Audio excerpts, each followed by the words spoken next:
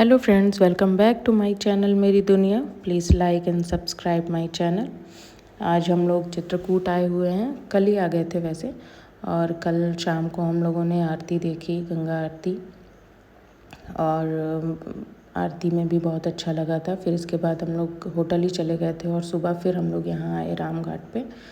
और राम घाट पे भी बहुत भीड़ थी, बहुत ज़्यादा।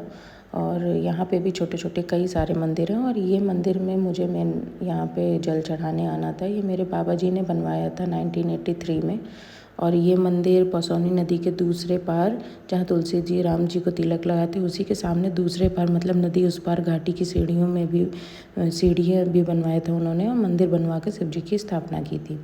फिर इसके बाद हम लोग यहाँ आए कामतनाथ पूर्वी मुखार बिंद मंदिर में। स्वामी श्री कामतानाथ जी के दर्शन करने का बहुत सौभाग्य मिला हम लोगों को, आरती करने का। हम लोग यहाँ आए।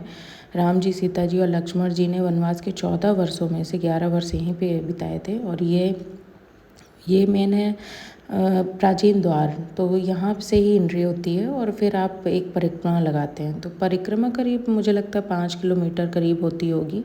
लेकिन चलते चलते वो 5 किलोमीटर भी आपको पता नहीं चलेगा कि आप 5 किलोमीटर चल गए पूरा। और ये हम लोगों ने एनिवर्सरी पे अपनी आए थे यहाँ दर्शन करने।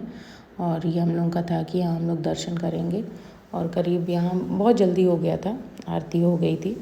और आरती करने के बाद फिर परिक्रमा हुई थी। तो परिक्रमा यही लगाए थे, मेरे हस्बैंड ही लगाए थे।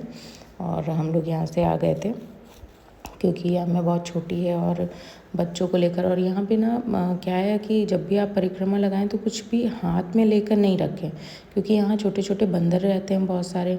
और वो क्या है, हाथ से ना चीज़ें ले लेते हैं, तो बच्चे डर जाते हैं। उस टाइम पे भी आइसक्रीम लिया था युवान, और युवान के आइसक्रीम से जल्दी से आकर के बंदर ने ले लिया था, तो युवान डर गया था बहुत ज़्यादा।